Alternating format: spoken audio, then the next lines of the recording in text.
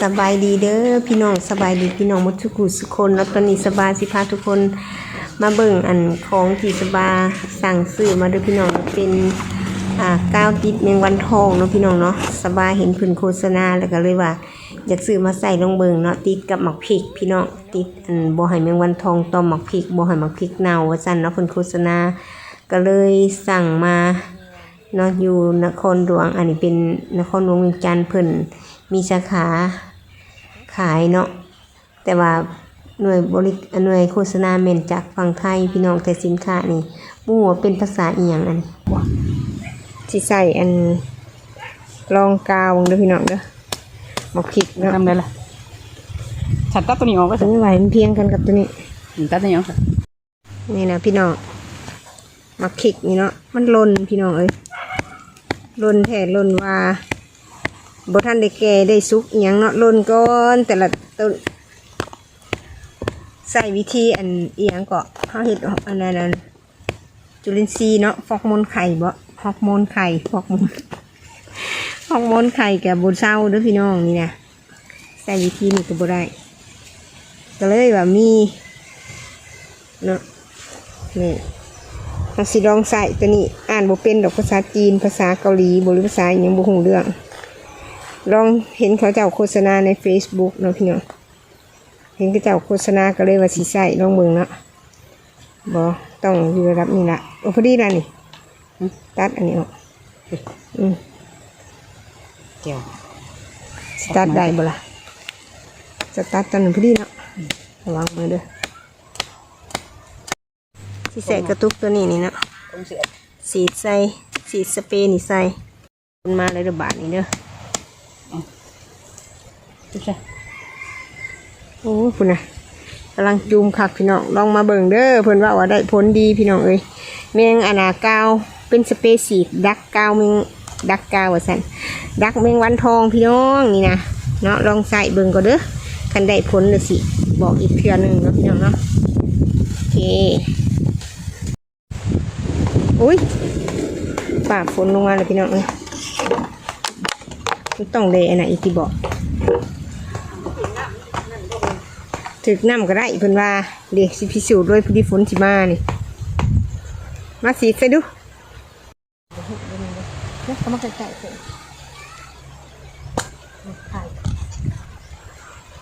ดูลองดูเพิ่นว่ามันบกอันตราย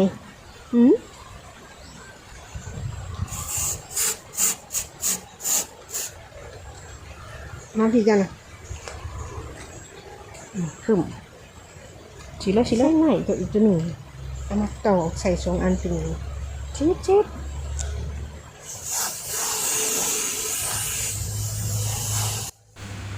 สบาหูซึกว่าสบาคือสิเฮ็ดผิดวิธีเด้อพี่น้องตอนนี้มันสบาก็บ่ได้ศึกษาเบิ่งเนาะอันเห็นกระเจ้าในคลิปกระเจ้าน่ะเขาก็เว้าอยู่ว่ามันถือใบมันกระต้อมเนาะแต่ลืมว่าถามว่ามันเด็กสบาบ่ได้หาเนี่ยปกป้องหรือว่าฉีดออกอยู่นอกก็บ่ได้ลืมฉีดอยู่นอกก่อนจะเอาไปใส่เนาะเพราะว่าคิดว่าเป็นหยังจริงฉีดอยู่นี่เฮาต้องตอกไม้แล้วก็เอากระตุกใส่คันเฮาเอาอันน่ะใส่แล้วเฮาบ่อยากจับกระตุกอีกขนาดมันมีกาวแล้วความคิดของสบาหาก็เลยว่าจับมาใส่ต้นหมกพริกแต่ว่าตอนนี้น่ะสบารู้สึกผิดว่าสเปรย์ที่มันถึกกับใบหมักพริกกับหมักพริกขนาดแมงวันทองมันสิมาจับอยู่ในนี่เลยทุกคนมันจะไปจับอยู่กับต้นหมักพริกเลยมันสิบไปวางไข่ในอาหารตื่นบ่เนาะสบายกันเลยโอ้ยสงสัยเห็ดผิดวิธีแล้วเนาะพี่น้องแล้วฉีดทำไมไม่จะไม่ลดนะฮะไปลองเบิ่งเนาะหากคือบ่เห็นแมงวันทองจักโตมื้อนี่จะว่าบ่จะเป็นส่วนใหญ่เนาะเฮาใส่ตรงนี้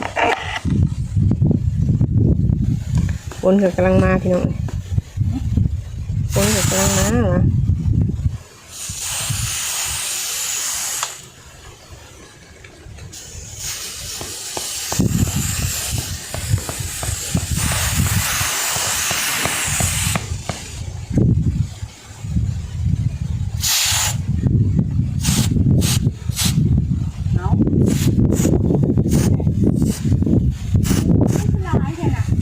ติดแล้ว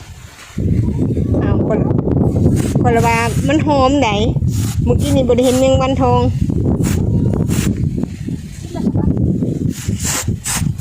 เอ้าขอยังสีตัวนี้บทันแล้วสั่งติดเลย มาไปเสือมึงสิเดียว อ้าวมันคือบดจับอันนี้จ้ะ จับกระตุกเลยได้แต่มันหมดดี อ้าวแมงวันทองมันมาพอมันจะหอมก็จะว่า เรื่องมันจับ เด็ด จับ เขาวางไกลกูบดจับธรรมดามาวางอยู่ดิ นั่งเลย วางอยู่กลางดิ นั่งใส่ เด็ด เขา เขา ใกล้ ก็เห็นจับจ้ะ ใครใกล้ เขาเห็นติด เขาหากบเพชรนี่บ่ติ๊กกบเพชรอยู่เลย นี่เอามาคิด อ๋อพี่บ่ เอาเข่าไปนะเข่ากลางอย่ามันโลดอย่ามันคนมันสิโตหมกผิดกันแหละเยิ่มมันหอมเมื่อกี้นี่ข่อยบอกว่าบุหินหอมเป็นเมืองทองวันนี้มันสีมาเดี๋ยวมันค่ะเนาะข่อยว่าก็บุหินเป็นวันทองว่ะมันเลยเพราะว่าหึ่มมา น้องข่อยยี่ห้อชีมันก็โอ้ยขาดเหลืองเลย ผ้าเหลือง ปะเขายังมันถึงเนี่ยมันอยู่ที่ไหนนะ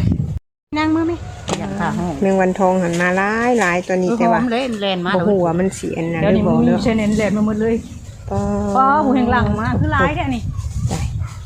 โอ้ยพี่น้องแดดฝนอีดีแต่ว่ามันยังจับเต็มอยู่ในใบหมักอันนี้ก็มี เนื้ออยู่เฮือนลูก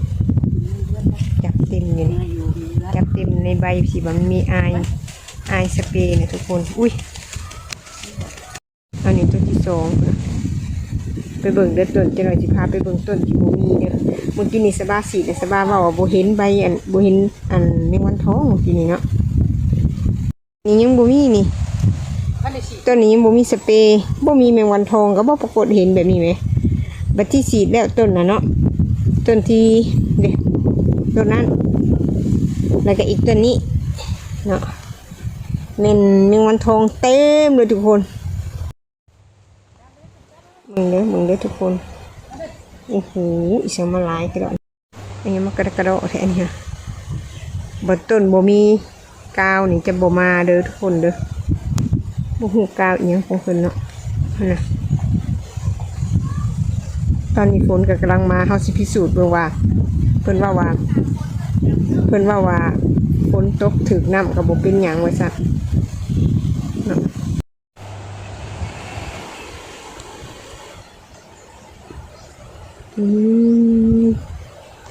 อันนี้เด้อพี่น้องสบายใส่ผลิตภัณฑ์ตัวนี้เนาะใส่ลองเบิ่งทุกคนแก้ปัญหาอันแมงวันทอง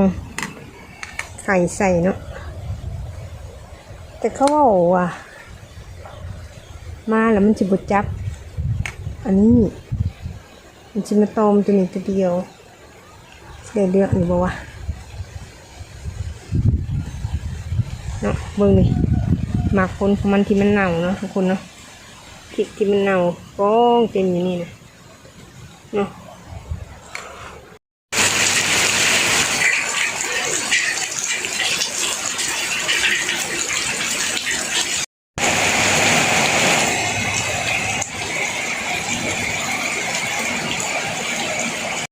เด้อ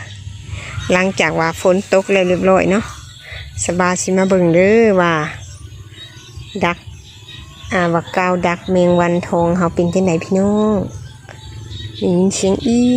แล้วทุกคนตอนนั้นสบายกำลังเฮ็ดอันนั้นแล้วก็เลยปบไปเนาะพอดีฝนตกค่ะนะเดี๋ยวสบายบอกว่าโอ้ยฝนสิล้างไปแล้วเนาะว่าซั่นแต่เพิ่นก็บอกว่าอันนั้นเด้บ่เป็นหยังดอกเพิ่นว่าเดี๋ยวสบายก็เลยว่าไปเบิ่งวิดีโอก็เลยคือพ่อเนาะเลยมาถ่ายคืนนี่พี่น้องเนาะมาถ่ายให้เบิ่งว่าหลังจากที่ฝนตกแล้วเป็นจังไดพี่น้องว้าแมงวันทองจับเต็มเลยทุกคนได้ผลอยู่เนาะแต่ว่าเฮาสิรุ่นต่อไปเนาะทุกคนเนาะรุ่นต่อไปว่ามันสิเป็นจังไดพี่น้อง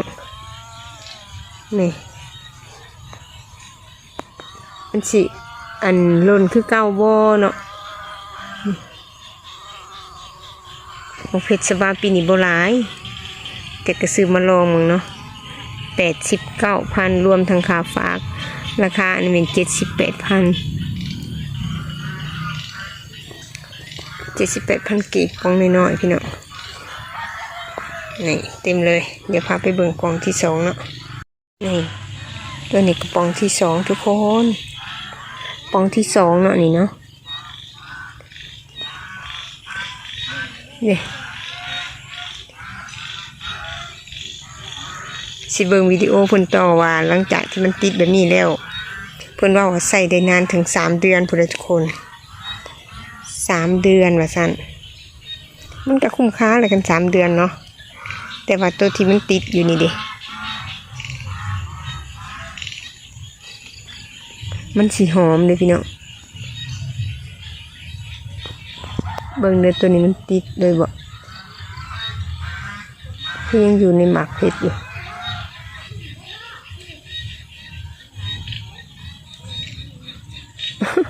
อุ้ยติดมือสบายละ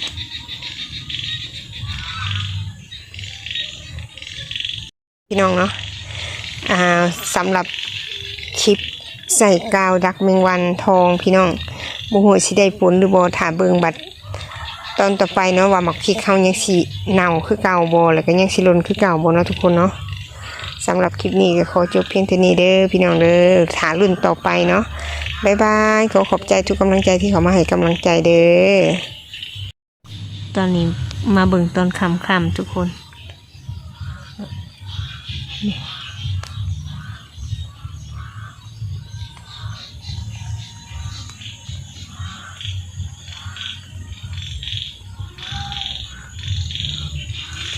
กลิ่นหอมเลยกลิ่นกาวหอมละมุนเลยทุกคน